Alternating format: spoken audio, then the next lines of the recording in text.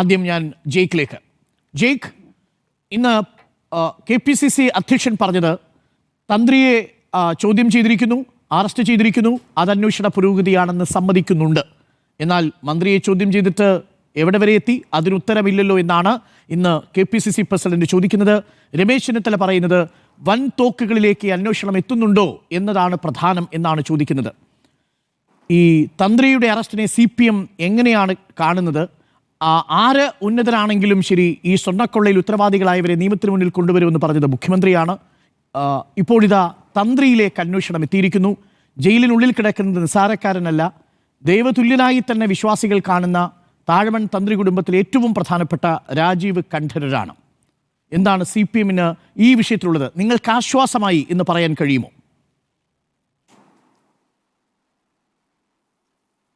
ഇതിൽ CPMന് ആശ്വസിക്കാനോ ദുഃഖിക്കാനോ അല്ലെങ്കിൽ മതിമറന്ന് ആഹ്ലാദിക്കാനോ സന്തോഷിക്കാനോ ഉള്ളൊരു ഘട്ടമായിട്ടല്ല SITയുടെ നിർണായകമായ ഈ അറസ്റ്റിൻ്റെ ദിവസം നമ്മൾ കാണുന്നത്.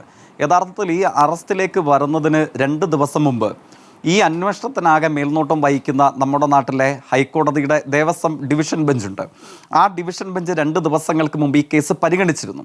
കേസ് പരിഗണിച്ചുകൊണ്ട് ഞാൻ മനസ്സിലാക്കുന്നു ഏതാണ്ട് 13 പേജോളം നീണ്ടു നിൽക്കുന്ന സവിശേഷകരമായ ഒരു വിധി പ്രസ്താവം അതിനോടനുബന്ധിച്ച് കേരളത്തിൻ്റെ ബഹുമാന്യനായ കോടതി ഡിവിഷൻ ബെഞ്ച് ഒരു പ്രതികരണം നടത്തിയിട്ടുണ്ട്.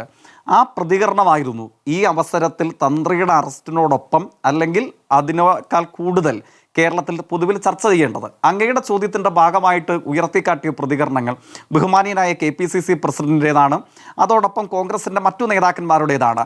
ഈ സംഘമാകെ കേരളത്തിൽ മഹാഭൂരിപക്ഷം വരുന്ന മുഖ്യധാര മാധ്യമങ്ങളുടെ പിന്തുണയോടുകൂടെ പ്രചരിപ്പിച്ചത് SITയെ സംബന്ധിച്ച് പ്രചരിപ്പിച്ചത് എന്തായിരുന്നു? അങ്ങ് ഓർമ്മിക്കുന്നുണ്ടാകുമല്ലോ. അല്പ ദിവസങ്ങൾക്ക് കൂടെ പിന്നെയും പുറകിലായിരുന്നു. ഈ കേസിൽ മറ്റൊരു പ്രതിയുടെ ജാമ്യാപേക്ഷ പരിഗണിച്ചുകൊണ്ട് ഹൈക്കോടതിയുടെ സിംഗിൾ ബെഞ്ച് ചില പരാമർശങ്ങൾ നടത്തി. സ്റ്റാഗ്നേഷൻ ഉൾപ്പെടെയുള്ള വാക്പ്രയോഗങ്ങൾ ആ CD പരിശോധിച്ച സിംഗിൾ ബെഞ്ചിൻ്റെ വിധി പ്രസ്താവത്തിൽ പ്രതികരണമായി ഉണ്ടായിരുന്നു. പക്ഷേ അന്ന് ഹൈക്കോടതി ബെഞ്ചാകെ അന്വേഷണ സംഘത്തിൻ്റെ മെല്ലപ്പോക്കിനെ മരവിപ്പിനെ കുറിച്ച് സൂക്ഷ്മതയുള്ള പ്രഖ്യാപനങ്ങൾ പ്രതികരണങ്ങൾ നടത്തിയിരിക്കുന്നു. SIT രാഷ്ട്രീയ ദുസ്വാധീനത്തിൻ്റെ വഴിയിലായിരിക്കുന്നു. ഈ പ്രചരണോപാധിയല്ലേ കേരളത്തിൽ സംഘടിതമായി പ്രതിപക്ഷങ്ങളും മാധ്യമങ്ങളും ഉയർത്തിക്കൊണ്ടുവന്നത്? അന്നും ഞങ്ങൾ പറഞ്ഞ നിലപാട് ഇന്ന് ഞാൻ 1000 ആവർത്തി കരുത്തോടുകൂടെ വീണ്ടും ഉന്നയിക്കുകയാണ്. എന്തായിരുന്നു ഞങ്ങളുടെ നിലപാട്? ഞങ്ങൾ പറഞ്ഞു ഈ അന്വേഷണം നടത്തുന്നത് SITയുടെ നേതൃത്വത്തിലുള്ള ഈ അന്വേഷണത്തിന് മേൽനോട്ടം വഹിക്കുന്നത് ദേവസ്വത്തിൻ്റെ ഡിവിഷൻ ബെഞ്ചാണ്. ആ മേൽനോട്ടം വഹിക്കുന്ന ഡിവിഷൻ ബെഞ്ച് കൃത്യമായ ഇടവേളകളിൽ ഈ കേസ് സീൽ ചെയ്ത കവറിൽ അതിൻ്റെ വിവരങ്ങൾ ആവശ്യപ്പെടുകയും അത് പരിശോധിച്ച് ആവശ്യമായ നിർദ്ദേശങ്ങൾ നൽകി SITയെ മുന്നോട്ടേക്ക് നയിക്കുകയും ചെയ്യും. എന്തായിരുന്നു കേരളത്തിലെ ദേവസ്വം ഡിവിഷൻ ബെഞ്ച് അല്പ ദിവസങ്ങൾക്ക് പുറകിൽ ഈ കേസിൻ്റെ ഏറ്റവും ഒടുവിലത്തെ പരിശോധന നടത്തിയപ്പോൾ അവർ നടത്തിയ പ്രഖ്യാപനങ്ങൾ, പ്രതികരണങ്ങൾ എന്തായിരുന്നു? നിർഭാഗ്യവശാൽ കേരളത്തിലെ ഒറ്റ മാധ്യമങ്ങളും പ്രതിപക്ഷവും അതിനെ സംബന്ധിച്ച് അറിഞ്ഞതായി ഭാവിച്ചതേയില്ല. അതിനെ സംബന്ധിച്ച് വാർത്ത എഴുതാനോ ചർച്ച ചെയ്യാനോ എക്സ്ക്ലൂസീവായി കാര്യങ്ങൾ വിളിച്ചു പറയാനോ മഹാഭൂരിപക്ഷം വരുന്ന ആളുകളും തയ്യാറായിട്ടില്ല. അർത്ഥശങ്കകൾക്കിടയില്ലാത്ത വണ്ണം കോടതിയുടെ ഒരു പ്രതികരണം എന്താണ്? 7-ാം പേജിലെ 11-ാം ഖണ്ഡികയിൽ ഇപ്രകാരം സംശയങ്ങൾക്കിടമില്ലാത്ത വണ്ണം നല്ല സ്ഫുടതയോടുകൂടെ കോടതി പറയുന്നു, having examined the investigation carried out thus far which has been undertaken in a structured, phased and comprehensive manner, we are firmly of the view that the investigation is proceeding strictly in accordance with law and along the correct lines. അതായത് അർത്ഥശങ്കകൾക്കിടയില്ലാത്ത വണ്ണം മറ്റ് മാധ്യമ കുപ്രചരണങ്ങളെയും ആരോപണങ്ങളെയും ദുരാരോപണങ്ങളെയും തള്ളിക്കളഞ്ഞ് കോടതി നഖശികാന്തം പ്രഖ്യാപിച്ചിരിക്കുന്നു. ഇത് നിയമപരമായും സത്യസന്ധമായും വസ്തുതകളുടെ അടിസ്ഥാനത്തിലും comprehensive and lawful manor അങ്ങനെയാണ് ഈ അന്വേഷണത്തെക്കുറിച്ച് വിലയിരുത്തിയത്. മാത്രവുമല്ല ഒരു പടി കൂടെ കിടന്നു പറഞ്ഞു, we therefore reiterate our direction to the SIT and its officers to continue the investigation meticulously and fearlessly uninfluenced by any external pressures or extraneous consideration. അതായത് ഒരു ദുസ്വാധീനത്തിനും കീഴടങ്ങാതെ ഭയരഹിതമായി ചടുലമായി നിങ്ങളുടെ അന്വേഷണം മുമ്പോട്ടേക്ക് നയിക്കൂ. അതാണ് കോടതിയുടെ നിർദ്ദേശവും ഉപദേശവും. ആ ഉപദേശവും നിർദ്ദേശത്തിൻ്റെയും കൂടെ ചുവട് പിടിച്ചുകൊണ്ടാണ് ഇന്ന് അങ്ങ് സൂചിപ്പിച്ച ദേവന്റെ പിതൃതുല്യ സ്ഥാനത്ത് എന്നുള്ളത് വിശ്വാസ സംബന്ധമായി മുഴുവൻ മലയാളികളും കാണുന്ന ഏറ്റവും പ്രധാനപ്പെട്ട ഒരാളുടെ അറസ്റ്റിലേക്ക് നയിച്ചത് ഈ കോടതിയുടെ പ്രതികരണമാണ്. അർത്ഥശങ്കകൾക്കിടയില്ലാത്ത വണ്ണം ലഭ്യമായ തെളിവുകളുടെയും വസ്തുതകളുടെയും സത്യാന്വേഷണ കാര്യങ്ങളിൽ പുറത്തു വന്ന വിവരങ്ങളുടെയും അടിസ്ഥാനത്തിൽ നിങ്ങൾ ഭയരഹിതമായി മുമ്പോട്ടേക്ക് പോകാൻ പറഞ്ഞിരിക്കുന്നു. SITയോട് ആര് പറഞ്ഞിരിക്കുന്നു? കേരളത്തിലെ ഈ അന്വേഷണത്തിന് നേതൃത്വം നൽകുന്ന കോടതി പറഞ്ഞിരിക്കുന്നു. ആ കോടതി വിധിയാണ്, ആ കോടതിയുടെ പ്രതികരണമാണ് ഈ അവസരത്തിൽ ഏറ്റവും ശക്തമായി ചർച്ചയ്ക്ക് വിധേയമാക്കപ്പെടേണ്ടത്.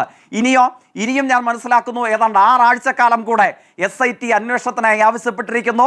ആ സമയം കൂടെ കോടതി അനുവദിച്ചിട്ടുണ്ട്. ആ ലഭ്യമായ സമയത്തിന്റെ അവസാന മാപിനികളിൽ നിന്നുകൊണ്ട് വൻതോക്കുകൾ ഇതിനേക്കാൾ വലുത് വരേണ്ടതുണ്ടോ അവർ വരികയും മുമ്പ് ഇടതുപക്ഷം ഈ കേസ് ആവിർഭവിച്ച ഘട്ടത്തിൽ പറഞ്ഞതുപോലെ ഒരു തരി പൊന്നു കട്ടവരിൽ ഏത് പൊന്നു തമ്പുരാനുണ്ടോ ആ ഏത് പൊന്നു തമ്പുരാനും കയ്യാമം വെച്ച് കേരളത്തിന്റെ ജയിലഴികൾക്കുള്ളിലായിരിക്കും. സ്വർണം വീണ്ടെടുത്ത ശബരിമലയിൽ തിരികെ എത്തിക്കുകയും ചെയ്യും. ആ സമീപനത്തിന്റെ ഉറപ്പാണ് SITയുടെ അന്വേഷണം. ആ അന്വേഷണത്തിന് കേരളത്തിന്റെ മേൽനോട്ട ചുമതലയുള്ള ദേവസ്വം ബോർഡ് ഡിവിഷൻ ബെഞ്ച് നൽകിയ അംഗീകാരം, മുമ്പോട്ടേക്ക് പോകാനുള്ള ആഹ്വാനം, നിർദ്ദേശം, ആ നിർദ്ദേശത്തിന്റെ കൂടെ കരുത്താണ് ഇന്നിപ്പോൾ നമ്മുടെ ചർച്ചയ്ക്ക് ഏറ്റവും ആധാരമായി സംഭവിച്ച അറസ്റ്റിലേക്ക് നയിച്ചിരിക്കുന്നത്. ഒറ്റ ചോദ്യം മാത്രം ജയിക്കിനോട്. ജയിക്ക്, തന്ത്രി ഇപ്പോൾ ജയിലഴിക്കുള്ളിലാവുന്നു, പത്മകുമാർ ഇപ്പോഴും ജയിലഴിക്കുള്ളിലാണ്, വിജയകുമാർ ഇപ്പോഴും ജയിലഴിക്കുള്ളിലാണ്, വാസു ഇപ്പോഴും ജയിലഴിക്കുള്ളിലാണ്. 3 പ്രധാനപ്പെട്ട CPMന്റെ നേതാക്കൾ ജയിലഴിക്കുള്ളിലാണ്. അതിൽ പത്മകുമാറിനെതിരെ തുടർച്ചയായി റിമാൻഡ് റിപ്പോർട്ടുകളിൽ മുൻകൂർ ജാമ്യം നിഷേധിച്ചുകൊണ്ടുള്ള കോടതി ഉത്തരവുകളിൽ SIT കൊടുക്കുന്നതും കോടതിയുടെ നിരീക്ഷണവും ഒക്കെ നമ്മുടെ മുന്നിലുണ്ട്. അപ്പോഴും കുറ്റപത്രത്തിനു വേണ്ടി കാത്തിരിക്കുകയാണ് CPM, പത്മകുമാറിനെ പുറത്താക്കാതെ. അപ്പോൾ കോടതിയുടെ ഈ നിരീക്ഷണങ്ങളിൽ വിശ്വാസം പ്രകടിപ്പിക്കുന്ന ജയിക്കിന് പത്മകുമാറിന് എന്തുകൊണ്ട് ജാമ്യം കൊടുക്കുന്നില്ല എന്നുള്ളതിനൊരു രാഷ്ട്രീയമായിട്ടുള്ള മറുപടി നൽകാൻ കഴിയുമോ? അവിടെയും ഇതേ കോടതി തന്നെ പത്മകുമാർ ഗൂഢാലോചനയിൽ പങ്കുണ്ട് എന്ന് പറയുമ്പോൾ, SIT പറയുമ്പോൾ, പത്മകുമാറിന്റെ സാമ്പത്തിക ഇടപാടുകൾ പരിശോധിക്കണമെന്ന് പറയുമ്പോൾ കോടതി അത് ശരിവെച്ചുകൊണ്ടാണ് ജാമ്യം നിഷേധിക്കുന്നത്. അങ്ങനെ കോടതി തുടർച്ചയായി ജാമ്യം നിഷേധിക്കുന്ന പത്മകുമാറിനെതിരെ ജില്ലാ കമ്മിറ്റി സ്ഥാനത്ത് നിന്ന് അദ്ദേഹത്തെ, അംഗമെന്ന സ്ഥാനത്ത് നിന്നും അദ്ദേഹത്തെ നീക്കം ചെയ്യാൻ എന്താണ് CPMന് ബുദ്ധിമുട്ടിപ്പോഴും ഇതേ കോടതിയുടെ ഉത്തരവ് അങ്ങ് വിശ്വാസത്തിലെടുക്കുന്നുണ്ടെങ്കിൽ?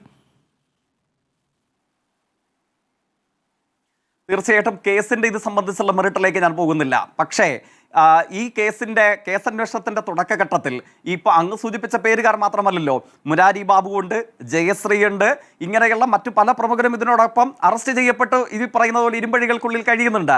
ഈ കാര്യത്തിൽ രാഷ്ട്രീയമായി ഞങ്ങൾ സ്വീകരിച്ച സമീപനം എന്താണ്? അത് ഞാനല്ല, CPMന്റെ സംസ്ഥാന സെക്രട്ടറി ഉൾപ്പെടെയുള്ള ആളുകൾ ആ കാര്യത്തിൽ തീരുമാനം വ്യക്തമാക്കിയിട്ടുള്ളതാണ്. ഞാൻ മനസ്സിലാക്കുന്നു 6 ആഴ്ചക്കകം SIT അന്വേഷണ റിപ്പോർട്ട് സമർപ്പിക്കുന്നതും ഈ കേസിന്റെ ഒരു അന്തിമഘട്ടത്തിലേക്ക് രാഹുൽ മാങ്കൂട്ടത്തിനെതിരെ രാജി ആവശ്യപ്പെടുകയും രാഹുൽ മാങ്കൂട്ടത്തിലിനെ പാർട്ടിയിൽ നിന്ന് പുറത്താക്കുകയും ചെയ്തു പാർട്ടി. പക്ഷേ ഇവിടെ ഈ വിഷയത്തിൽ അപ്പോഴും ജില്ലാ കമ്മിറ്റിയിൽ തുടരുകയാണ്. ഞാൻ മനസ്സിലാക്കിയത് പത്തനംതിട്ട ജില്ലാ കമ്മിറ്റിയിലെങ്കിലും ഉയർന്ന വിമർശനത്തിൽ പത്തനംതിട്ട ജില്ലാ കമ്മിറ്റിയിൽ പത്മകുമാർ തുടർന്നതിനെതിരെ അത് പ്രതിച്ഛായ നഷ്ടമുണ്ടാക്കി എന്നുള്ളൊരു വിലയിരുത്തൽ വന്നിട്ടുണ്ട്. തന്ത്രി അകത്താകുമ്പോഴും ഇപ്പോഴും ജില്ലാ കമ്മിറ്റി അംഗമായ ഒരാൾ അകത്തുണ്ട്.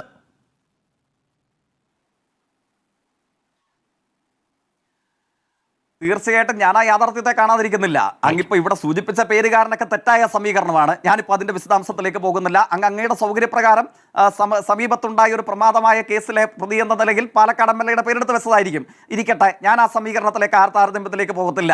അതും ഇതും രണ്ടും രണ്ട് തന്നെയാണ്. നമ്മുടെ മുമ്പിൽ അതിൻ്റെ അനുഭവങ്ങളുണ്ട്, തെളിവുകളുണ്ട്, വസ്തുതകളുണ്ട്.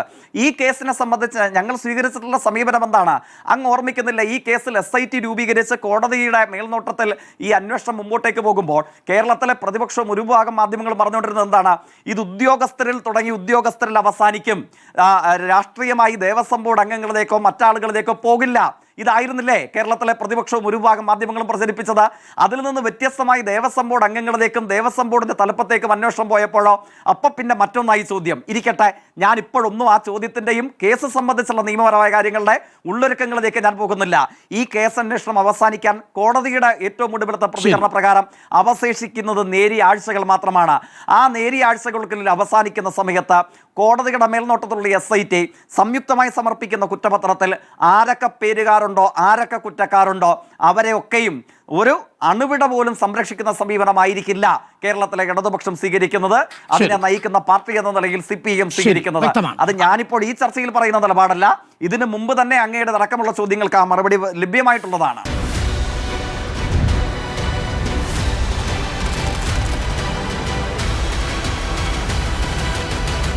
Debate with Dr. Arun Kumar.